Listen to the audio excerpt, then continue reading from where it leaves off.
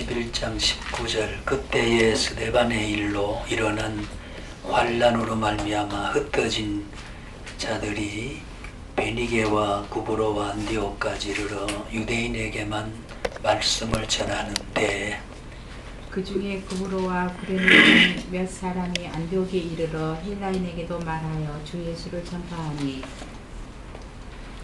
진짜 안 좋습니다. 주 예수는 그들과 함께 하심에 수많은 사람들이 믿고 주께 돌아오더라. 예루살렘 교회가 이 사람들의 소문을 듣고 바나바를 안디옥까지 보내니 그가 이르러 하나님의 은혜를 보고 기뻐하여 모든 사람에게 굳건한 마음으로 주와 함께 머물러 있으라 하나니 바나바는 착한 사람이요 성령과 믿음이 충만한 사람이라 이에 큰 무리가 죽게 더하여 지더라.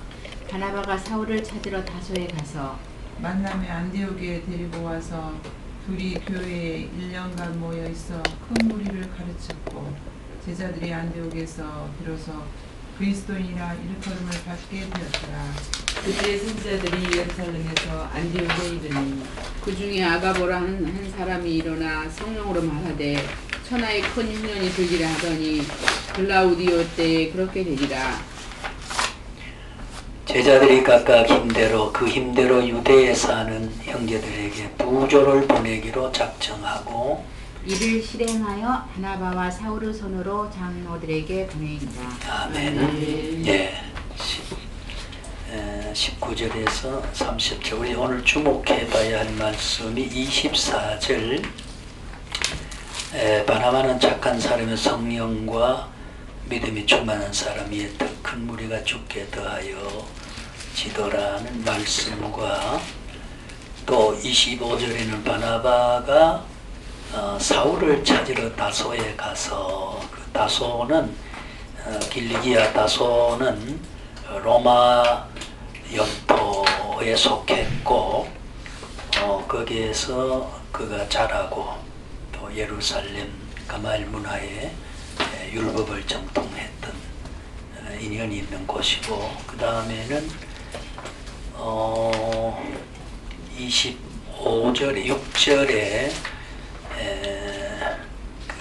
다소에서 바울을 불러다가 1년간 모든 무리에게 가르치고 그랬더니 드디어 그곳에서 그리스도인이라 일컬음을 받게 되었더라. 그게 1년간 모여 가르쳤다라고 하는 말씀 사역에 있어서 교육했다. 이게 이제 매우 이 말씀이 가진 그 사상성은 말씀을 배울 때 하나님의 형상이 하나님의 본질적 모습이 인간의 심령 안에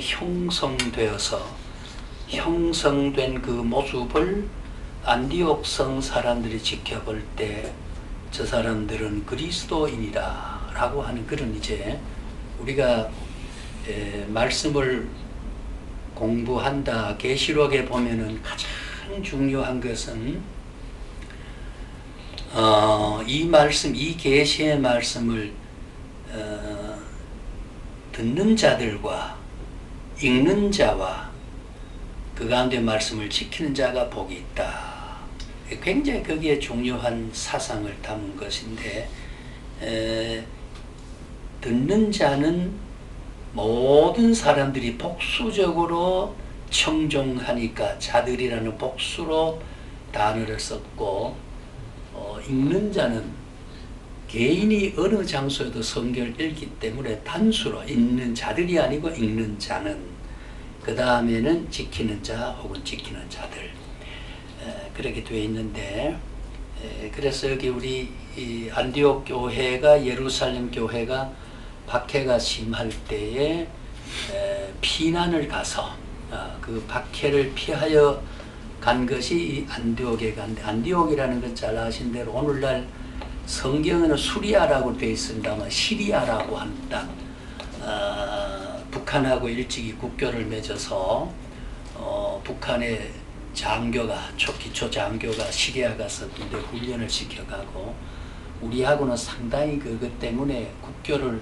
교류하는데 많은 그 장애가 됐던 곳이 이제 소위 요새 시리아라고 하는 사회주의 그 성경으로 수예로 되어 있고 그 수도가 결국 그 다마스커스라고 하는 성경이 우리가 성경의 구약에는 보면 히브리어로 되어 있고 아람어로 되어 있는데 아람어가 상당히 표준적인 보급 언어로 되어 있습니다.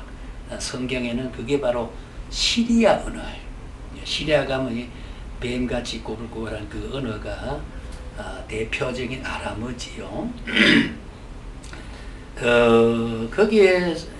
거기에서 이제 그 뭐라 그럴까요?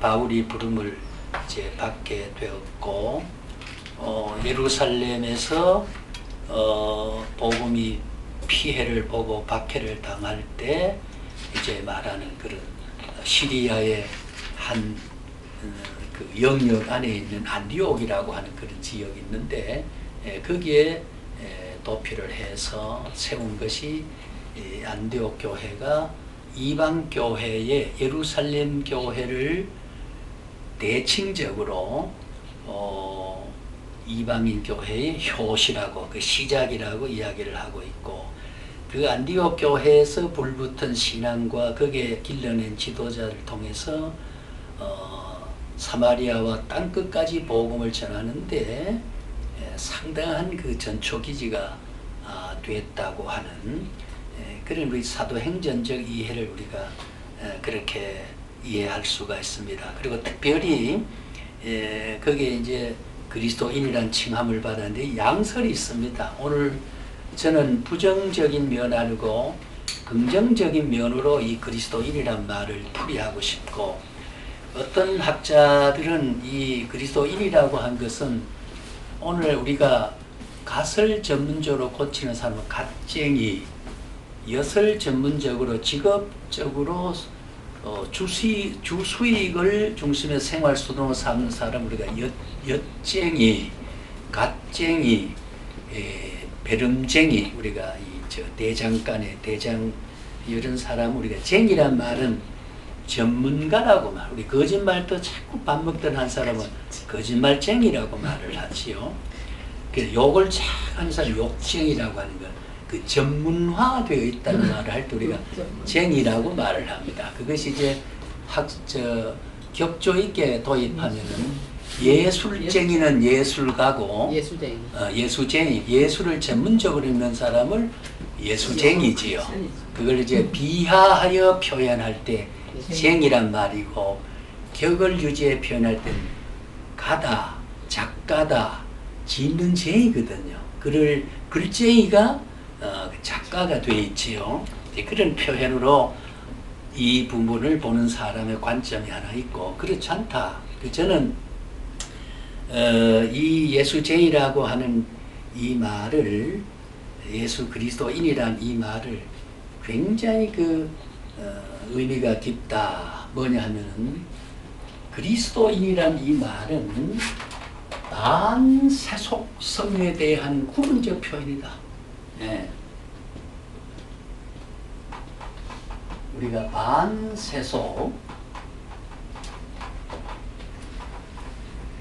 반세속성이란 말은 이것은 바로 여기서 말하는 이것은 그리스도인이란 말 유대인에 속하지도 않았다. 그리고 헬라인에 속하지도 않았다. 헬라 권역의 말도 아니고 유대인의 권역도 말이 아니다. 그리고 로마 권역에 속한 사람도 그런 신분이 아니다. 이는 독특한 하나님이 선택한 신분으로서 아까 말씀드린 대로 말씀을 듣고 청종하고 선택받고 부름받고 단회적으로 중생한 사람이 하나님의 형상이 그 10년 안에 형성된 사람. 예.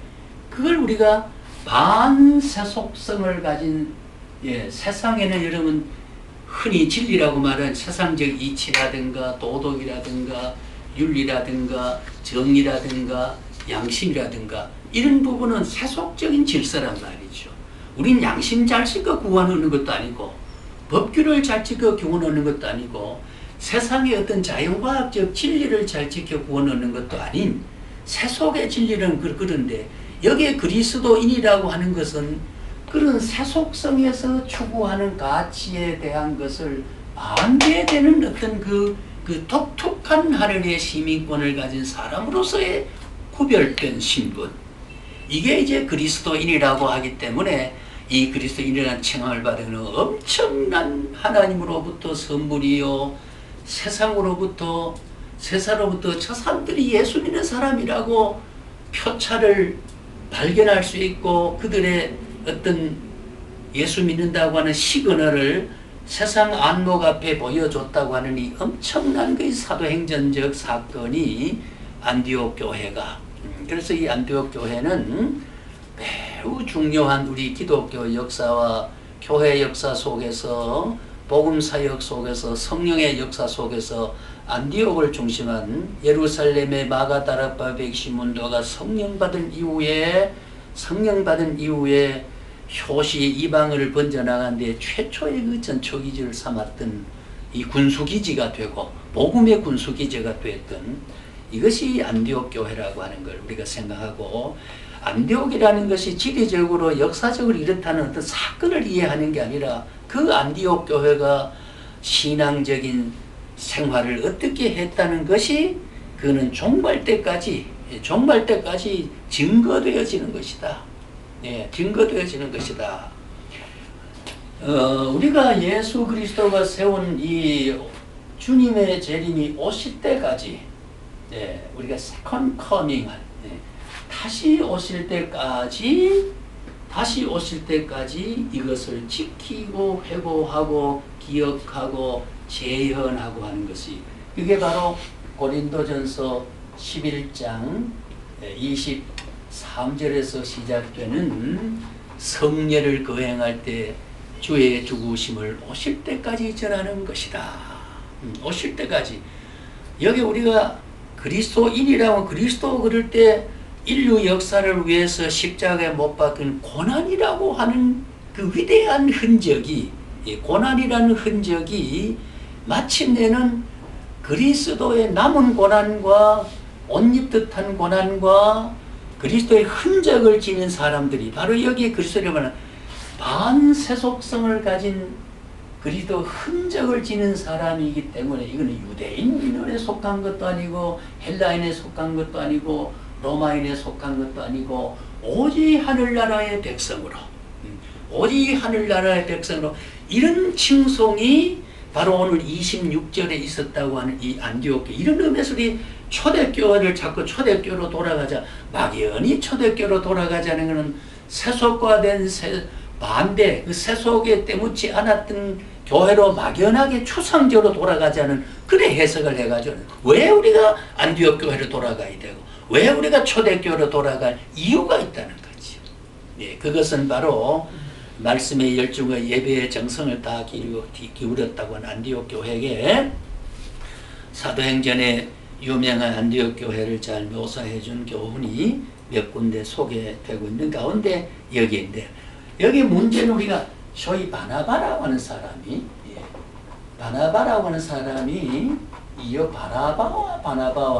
바나바는 예수가 십자가에 못 박혀 내어줄 때에 바나바는 살려주고 예수는 못 받겠다 할 때의 그 바나바와 이 바나바는 어느 게 맞아요? 제가 바로 말합니까? 네. 예.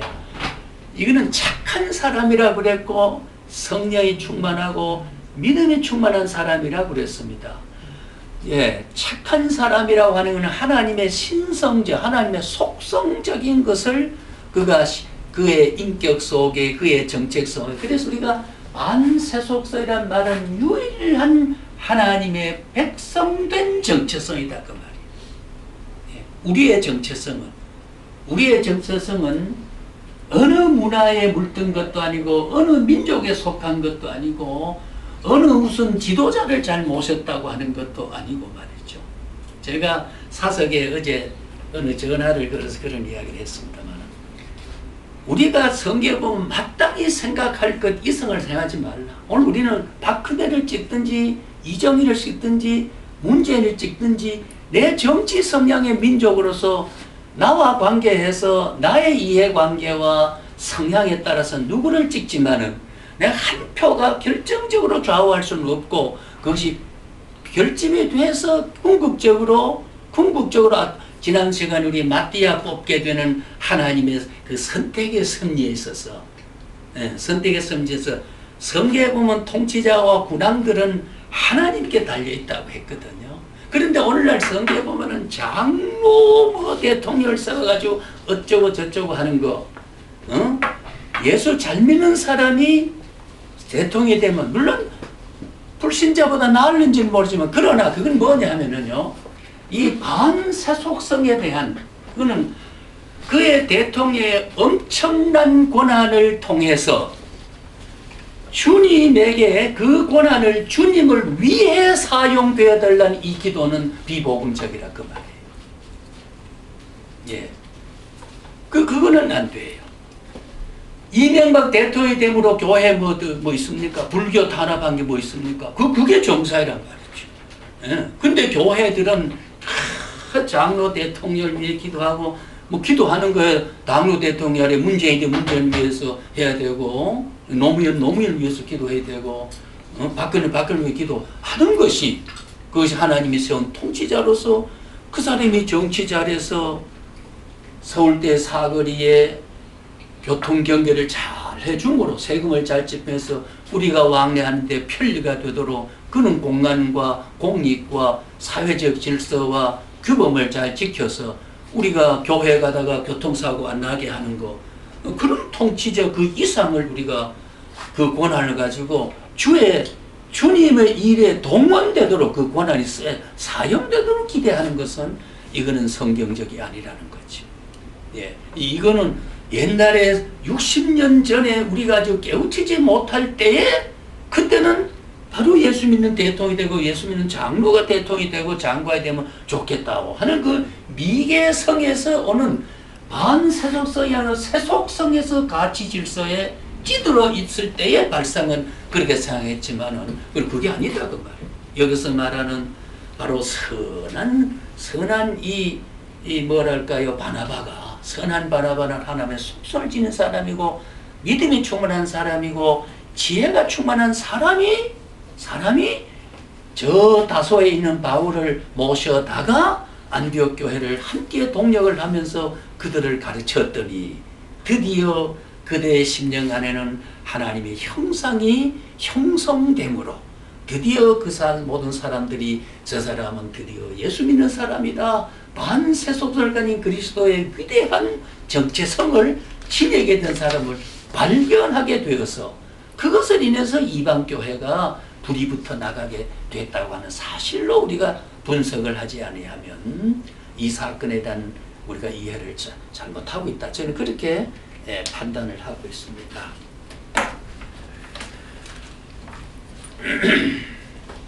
자, 그럼 우리 지난 시간에 우리 한번 이제 말씀과 연결해서 19페이지가 맞습니까? 25페이지. 예? 25페이지. 사도행전 5장 했어요. 예, 그렇군. 제가 체크해놨. 예.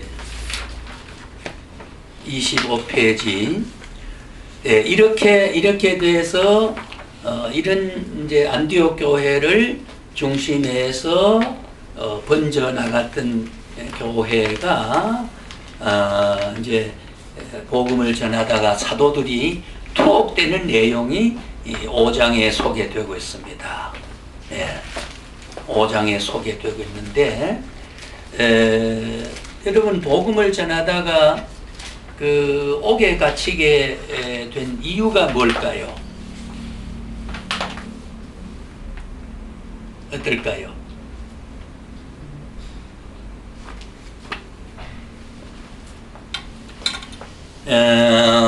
사도들이 그때 그 고난을 당하게 된 이유는 이렇습니다. 뭔가 하면 예수를 전파하고 높임받는 것은 그 당시에 그 사두개인 예수의 부활과 육체 부활을 믿지 않았던 이 사두개파의 유대인 대제사장 이들의 권위와 그들을 명예를 뭐냐면 자꾸 부활을 전하니까요.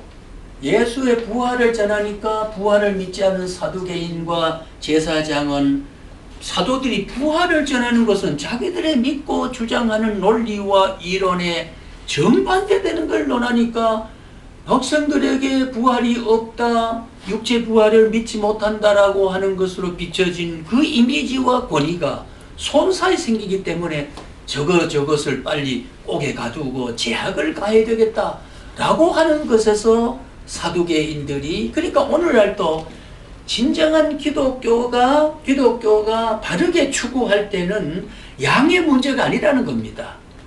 양의 문제가 아니고 바르게 추구할 때 교회는 일정 부분 고난이 와야 되고 일정 부분 욕을 먹어야 되고 일정 부분 우리가 좀 소외를 당하는 것이 지극히 교회의 정체성과 속성으로 보면 그 당연한 거다 그 말이에요. 당연한 거다.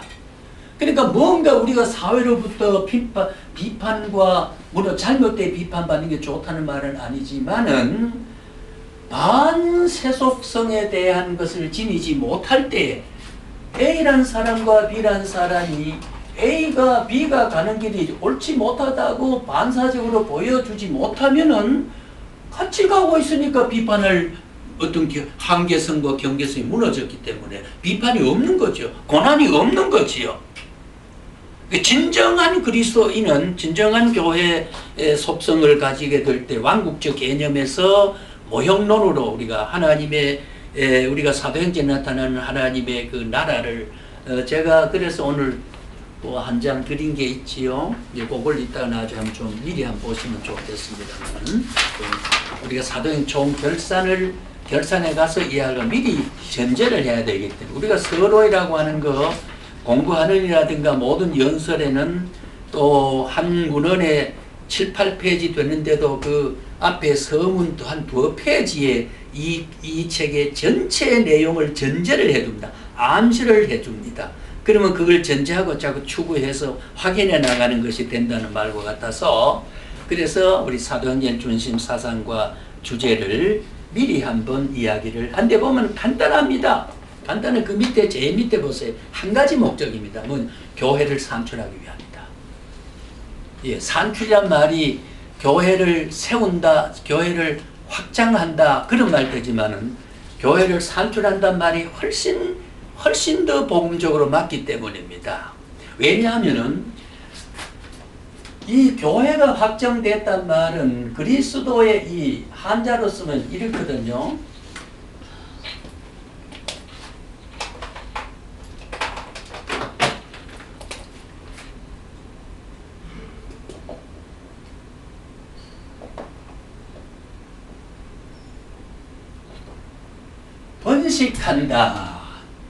번식한다 우리 잘 알잖아요. 그죠? 종의 파열에 비해서 자꾸 같은 종이 확장되고 그 유형을 동질의 유형을 가지고 자꾸 씨가 퍼져 나갈 그 우리가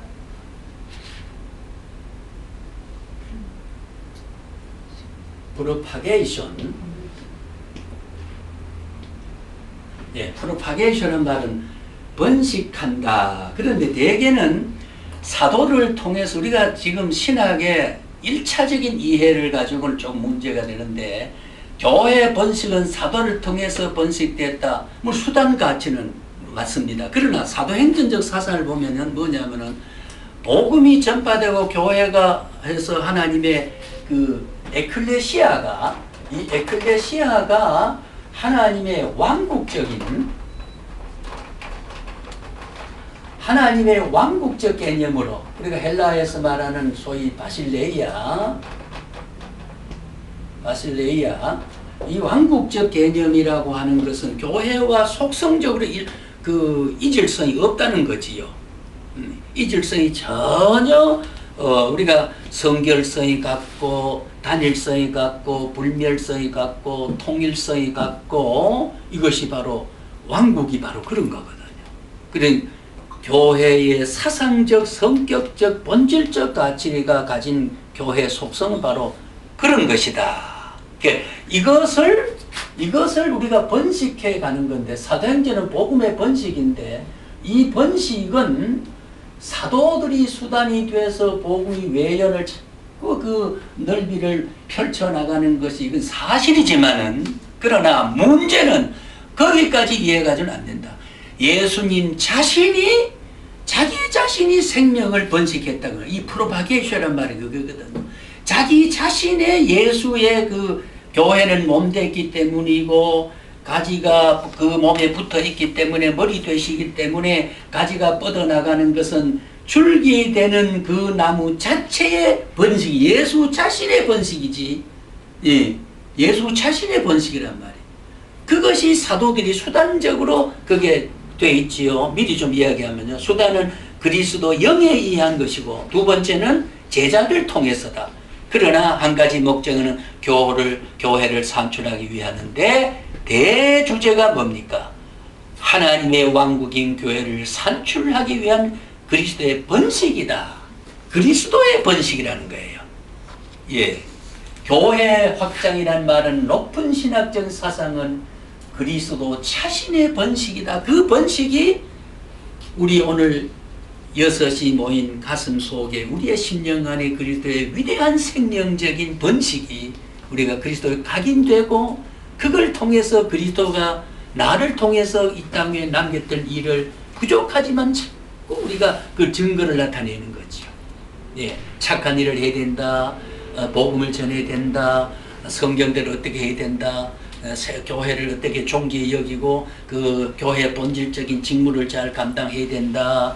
이것이 전부가 내 마음속에 그리스도가 번식되어 있는 속성의 씨앗이 생명적으로 작용하는 증거가, 예, 진정한 번식은 촉이 터야 되거든요. 진정한 번식은 잎이 피어야 된단 말이죠. 그러니까 우리가 교회적 직무를 수행하지 못하고 우리의 책임 맡은 것이 움츠러들거나 위축되거나 반세속성으로 추구하지 못하고 그리스도인이라고 하는 삶의 정체성으로 추구하지 못하고 세속성에 대한 어떤 가치에 심취돼서 반세속 그리스찬이라고 하는 그 이름에 적합하지 못한다고 하면은 이것이 내 몸에 그리스도의 번식이 위축되는 것과 같다는 거지. 위축되는 것 같다. 이것이 이 말씀 속에 간직한 사사입니다. 자, 그래서 여기에 말하는 사두개인과 대사장 권위가 명예가 실추되기 때문에 교회를 핍박하고 사도들을 가두게 되고 거기에서 고난을 당합니다. 그럼 어떻게 번식된 그리스도는 자기를 위해서 번식시킨 수단으로서의 사도들이 그냥 돕느냐? 그게 아니고 복음직의 사역은 가둠으로 더 진전이 되게 되고 거기에 대한 옥문이 열리게 되고 그리고 옥사장이 예수를 믿는 사람으로 바꾸어지는 위대한 역사가 성령의 역사지요. 예수 자신의 번식력이거든 이게. 사도행전은 그리스도 자신이 끊임없이 핵분열을 해서 번식해 간다. 그렇다고 예수의 단일성에 대한 유일성에 대한 정체성에 대한 이중성으로 번식된단 말이에요. 그 생명적 분화작용이 그리스도의 생명적 분화작용은 끊임없이 오늘날 그러니까 사도행전은 멎지 않았다는 거죠.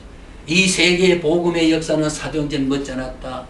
양 선교사가 오늘 가나 서부 아프리카 가서 가나에 선교하는 것도 그 번식에 대한 멎지 않음에 대한 우리의 영적 세포의 작용으로 지금 증거하고 있다. 그 핏줄하고 오늘 우리의 핏줄하고 선교하고 연결되어 있다고 하는 것이 우리의 가슴 속에 우리의 삶 속에는 그리스도가 번식하고 있다는 거죠. 이게 사도행전적 역사라고 말이에요. 사도행전적 역사다. 넘어갑니다. 이 석바이라고 하는 거. 예. 그다음에 주요 주해가 있습니다만은 간단히 보게 되면 5장 11절 온 교회가 다 크게 두려워하니라 하는 말. 그게 교회는 우리가 에클레시아와 우리가 가알이라고 하는 말로 되어 있는데 이것은 계속 성령의 강림으로 탄생한 교회는 그 외연을 확장해 가는 것 그런 걸 보고 성령의 역사에 대한 그 모든 사람은 두려움을 느끼게 되게 되고 그 다음에는 성령 충만한 이후에 교회는 행정적으로 7집사를 선택하게 됩니다. 예, 7집사를 선택하게 되는데 그 선택한 기준이 27페이지에 6장 3절로 넘어가면 성령과 지혜가 충만하여 칭찬듣는 사람이라 라고 하는 그런 말씀이 나타나고 있습니다. 이 말씀과 아까 제가 처음에 말씀을 드렸던 바나바가 선한 사람이고 착한 사람이고 그 착하다라고 하는 게 우리가 여러분 이 시간이 없어 거기에 오늘 거기에 우리 중점이 있는 것은 아니기 때문에 이 착하다고 하다는 말을 착하다 혹은 선하다 우리가 사랑 이 사랑이라는 개념은 우리가 추상명사가 아니거든요. 예. 일반 사회는 도덕성과 문화성에서 보면 사랑은 추상입니다. 그러니까 추상으로 머물러 있을 때는 안 되거든요. 내가 한 여성을 사랑한다, 한 친구를 사랑한다 했을 때에 그냥 관념적으로 사랑하고 그의 어려움을 대행이나 대리나 보충이나 보조를 못한다고 하면 그 관념에 머무는 거죠. 또 일반 도덕성에 있어서 문화 가치에 있어서도 사랑은 관념이 아니에요. 사랑은 실제고 실체성이고 사랑은 구체적인 사건이고 사랑은 구체적인 대상을 갖는 거다 그 말이죠. 예, 하나님의 사랑이 응용된 도덕성에서 응용되는 이 사랑도 구체성을 갖는다. 그러므로 하나님의 가슴에서 발생한 사랑을 구체적으로 우리의 대상을 삼고 있다. 하나님의 사랑의 대상은 우리가 되고 있다. 그 방편으로 예수 그리스도를 통해서 사랑은 사건으로 되어 있다 그 말. 사랑은 사건으로 되어 있다. 그래서 여기에 선하다, 착하다, 사랑하다는 말은 구체적인 사건이 되어 있는 추상명사가 아니고 실질명사고, 예, 어떤 실체를 나타내는 실제성을 말하는 것이다. 그렇게 우리가 이야기할 수가 있습니다. 그래서 여기에 성령 충만, 지혜 충만한단 말은 칭찬된 사람은 이거는 바로 교회 봉사할 자와 지도자에 갖춰야 할 3대 덕목이라고 생각을 하게 되지. 우선 성령이 충만해야 되고 지혜가 충만해야 된다는 말은 세상 학술적으로 자연과학과 이법을 잘 헤아리는 그런 지혜가 아니고 욥바성의 다비다가 그렇게 칭찬받았던 것은 수많은 사람이 가난한 자와 헐벗은 자와 버림받은 자를 외면하고 거들떠 보지 않을 때 척에도 나의 모습과 똑같은 형상이 있다라고 생각하고 그 눈은 남이 외면한 모습 속에서 접근할 모습으로 발견해 나갔던 것이지요. 이게 바로 지혜란 말이에요. 지혜란 말은 저 불행을 당하고 저 실망한 사람에 내가 어떤 말을 해줘서 용기를 가지게 하는 이게 학자의 혀란 말이죠. 예, 우리가 구약에 나타나는 학자의 혀를 달라. 학자의 혀를 달라는 말이 학자의 귀를 달라. 저 말의 뜻은 나 배고프다 라고 나 어렵다 라면 추상을 얻지 말고 그 어려움이 배가 고픔일까 뼈이 났음일까 외로움일까 암다 말고 절망적일까 하는 음성으로 드러내게 하는 것이 학자의 귀고 학자의 혀라는 거죠. 여기에 지혜란 말은 그런 말이에요. 우리가 세상 학력이 줄더라도 학력이 모자라더라도 지혜는 지식은 세상으로부터 터득되고 훈련과 반복을 통해서 해결되는 문제지만 지혜는 하늘로부터 와야 된다는 게 너무나 우리 상식적인 게 아니겠습니까? 그러니까 하나님부터 받은 지혜는 학력과 관계없이 자연 이법을 깨우침과 관계없이 지혜와 다른 속성에서 오는 세상을 사는 근본적으로 지혜의 근본은 하나님을 아는 것에서 지혜의 근본이 있는 거고 그 알고 보니까 사람을 자연을 이 세상을 어떻게 내가 바라보고 관계해야 된다는 것을 깨닫는 것이 바로 지혜다. 이것이 바로 교회 지도자에 대한 요건이라고 사도행전은 그렇게 일깨우고 있습니다. 성령이 충만해야 하고 둘째는 지혜가 충만해야 하고 셋째는 사람에게 칭찬을 들어야 된다라고 하는 말이죠. 근데 여기에 전에 예배 시간인가 언제 한번 제가 이야기를 했습니다마는 그 마태복음 10장 16절을 제가 도입을 해봤는데요. 뱀같이 지혜롭고 비둘같이 순결하라 라고 하는 말은 그 뱀같이 지혜롭고 비둘 순결하라는 말은 거기에 그 상당히 역사적 배경이 있습니다. 배경이 있는데 우리가 이 뱀같이 지혜롭고 비둘같이 순전하고 순결해야 된다. 이걸 우리가 뭐 순진도 해도 되고 순전이라는 말로도 하게 되고 말할 수 있는 건데 이 지혜가 순결이 결함이 있거나 순결이 따르지 않는 지혜는 자칫하면 요거는 간교해집니다. 예, 지혜와 간교성은 다르거든요. 그 다음에 지혜가 뒷받침되지 않은 순결은 너무 사람이 너무 후덕하다 보면은 어리석게 보인다는 거지요. 예, 어리석게. 예, 너무 착해 빠졌다. 참 이 착한 것에 대한 것을 착한 것은 좋은 거잖아요. 근데 착해 빠졌다 그는 말은 착한 것에 몰입해가지고 너무 자기 처신에 있어서 착함이 병리적으로 나타나는 착한 수준을 착해 빠져버렸다 그런단 말이에요. 예, 그 비아냥거리고 폄하시키는 말이 바로 착해 빠졌단 말이 아닙니까? 그러니까 이것은 지혜가 충만해야 된단 말은 분석력에 있어서 지도자는 교회에 저 사람이 내가 어떤 처신과 어떤 말을 해줘야 할 것을 판단하는 능력을 말하는 거니까요. 그러면서도 저 집사님을 저 장로님을 어떻게 교회에 잘 유도해가지고 저거 헌금이나 많이 하게 하고 내 신복이 되게 할까? 그런 거는 강조한 거지요. 그러니까 순결이 뒷받침되지 않는 지혜는 강조하고 지혜가 뒷받침 않는 순결은 숙막같이 된다. 그러니까 여기서 말하는 조화 있는 전인성을 말한다. 전인성은 바로 지정의의 인격을 가진 예수 그리스도의 형상을 닮은 모습으로 나타나야 된다는 것이 여기에 바로 사도행전에 나타나는 6장 3절의 교훈은 그리스도의 전인성에 대한 전인성을 닮은 것이다. 그런 말씀으로 정리를 할 수 있고, 그 다음에 스데반의 설교라면 아까 제가 그 스데반의 설교를 줬는데 그걸 조금 분석하고 휴식을 하고 잠깐 더 해서 오늘 스데반 설교에 조금 우리가 분석을 좀 했으면 좋겠습니다. 왜 그러냐면요, 아까도 그렇게 되어 있죠. 거기 보면요, 그 칼빈이 밝힌 사도행전 주제 5번, 네 번째 보면은 아까 한 페이지 드린 게 있지요. 사도와 복음 전파자들의 설교의 사상을 알리기 위함이다.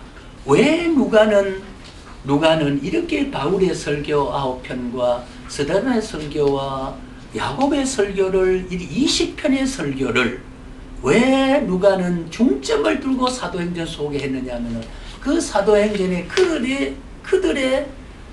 그들의 입을 통해서 토해난 말씀은 그리스도의 정체성을 나타내는 말이에요. 기독교의 정체성을 표현하는 표현이기 때문에 어쩌면 사도행전에 흐르는 전 정신이 그들의 설교를 통해서 분출되었던 거기 때문에, 그래서 우리가 이 설교를 분석하는 게 사도행전 이해의 큰 비결이다. 이제 그렇게 되게 일반적으로 보게 됩니다. 그래서 스데반 설교를 한번 분석을 하기 전에 잠깐만 이야기를 하고 휴식하십시다.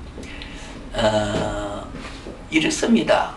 한마디로 묶어 말하면 스데반 설교에 나타난 두 가지 사상이 하나 있습니다. 사상이 있습니다. 그것은 바로 뭐라 그럴까요? 동물 제사의 거부다. 참 위대한 사상 아닙니까?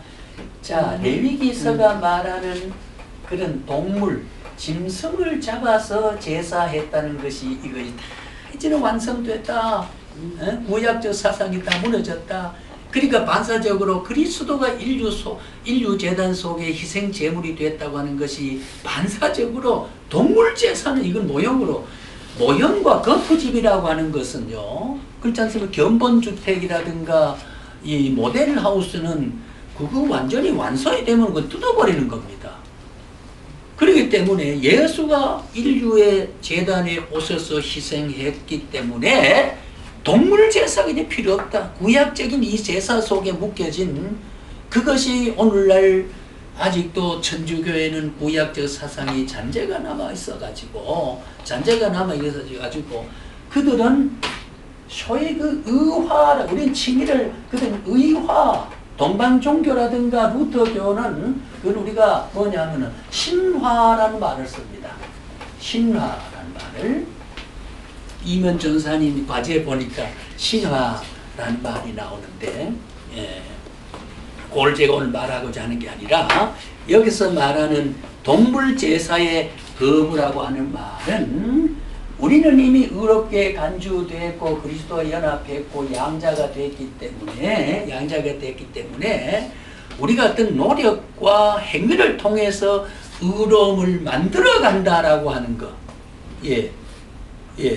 이거 그 다음에 물론 신화라고 하는 건 또 연합교리와 우리는 연합을 고난과 우리와 연합이 되고 죽음과 우리의 죽음과 연합이 되고 부활과 우리의 부활과 연합이 됐기 때문에 고난을 받을 때 우리가 죄성에서 오는 고난은 이미 그리스도가 중보되어 버렸고 동물이 희생했던 그리스도 희생을 통해서 그 다음에는 그리스도 죽음을 통해서 우리가 멸망의 죽음은 이미 그리스도의 대신 죽었기 때문에 죽음의 책임은 이미 없어졌고 그 다음에는 부활과 연합됐기는 그리스도 삶으로 우리도 거기에 실어서 전가됐기 때문에 부활할 때 영적으로 우리는 주님의 생명과 번식된 우리가 주님이 번식된 우리가 번식 본체에다 연합됐기 때문에 우리의 부활은 확정됐다는 것이 이것이 바로 우리는 신화의 원리와 같다는 거죠. 이게 연합이다 그 말이에요. 신비적 연합이지요. 내가 너 안에 너가 내 안에 이 신비적 연합의 대표적인 규절 아니겠습니까? 그래서 여기 말하는 동물체를 거부하는 이 베드로가 무식했지만 그 설교 가운데 구약의 전통적으로 내려오는 동물 제사가 얼마나 이게 잘못됐다라고 하는 것을 설파했을 때에 구약을 그렇게 지키고 아브라함의 자손과 모세와 이사야 선지자의 예언을 지켜가고자 하는 유대인의 속성이 오히려 구약을 어기고 있다는 것을 구약을 지금 어기고 있다는 말을 베드로의 이 스데반이라든가 베드로의 설교를 통해서 난자를 당하고 있는 거죠. 다른 한 가지는 성전 거부입니다. 그들의 사상은 성전을 자꾸 이게 살아있는 성전을 그러니까 여러분 잘 아신 대로 구약적인 성전은 느부갓네살 왕의 잘 아신 대로 포로 70년 생활에서 우리가 10편 121편 1절에서 8절까지 보게 되면은 시온성을 향해서 내가 눈을 들어 산을 향하여 눈을 들리라. 그 시온산이라고 하는 시온성을 지켜주는 성전과 시온산을 일직선상에 놓고 그것을 바라보고 그것에 대한 상징물로 생각했던 때는 우리는 70년의 포로 생활의 외부 인사에 대한 고난을 겪었다. 근데 그 70년 고난 속에서 털끝 하나 상하지 않고 한 것은 그 성전을 짓게 하셨고 성전에 상징됐던 본체인 하나님과 시온산을 만들었던 하나님의 천지 도움이 우리가 이렇게 그들이 70년이 다 포로 기간이 하루도 어김없이 돌아갈 때에 어떻게 됐습니까? 군사를 동원하고 보안사를 동원해가지고 그들을 동물과 아이와 여자들을 호위해서 예루살렘까지 시온산까지 무사히 귀환하도록 제안을 하고 보고해 주려고 했습니다만 전부 거절했습니다. 그때 발이 하나 불지 않고 시온성을 향해 돌아온 것은 그 노래가 바로 10편 121편이거든요. 시온산을 지으신 하나님으로부터 우리의 보호가 온다. 하나님 보온다. 앞으로는 그걸 해서 살아야 된다는 고난을 통해서 터득한 게 그발 강가에 앉아서 고향을 그리고 했던 그 시대를 하나님 도움이 필요했던 것을 바라봤던 거지요. 이게 이 성전 거부하는 것, 성전 모형적이고 상징적인 물을 성전에 대한 걸 그리고 이 성전이란 말을 우리는 예배다입니다. 우리 성전이란 개념은 구약적 발상에서 우리가 템플이라고 하는 건 이 말은 결과적으로 구약적 배경에서 대성전, 소성전, 무슨 성전 뭐 이렇게 말하는 것은 바로 구약적 발상입니다. 우리는 예배하는 곳이고 하나님 만나는 곳이라고 하는 이 개념보다가 얼마나 다른 구약적 발상보다 뛰어난 개념이라는 것을 바로 스데반 설교관들은 그것을 나타내고 있다 그 말이에요. 예, 그걸 붙여놓고 그 다음에는 네 가지 보조적 사상은 뭐냐면은 박해 사상이다. 박해 사상. 큰 사랑하는 그리스도의 무한분량의 사랑. 예, 무한분량의 사랑. 그 무게와 부피와 분량과 높이와 길이와 깊이를 측량해낼 수는 이성적 측량이 불가능한 그런 하나님의 사랑을 설파를 했고 부활 사상을 설파했고 내세의 사상을 설파했고 주님께 돌아가는 사상을 귀의 사상을 설파한 것이 스데반 설교의 핵심적인 내용이라 그렇게 이야기를 할 수 있고 그 구체적인 것은 잠깐 스데반 설교를 이런 한 10여 페이지 가까운 것을 그렸는데 그걸 확인하도록 하겠습니다. 좀 휴식하십시오.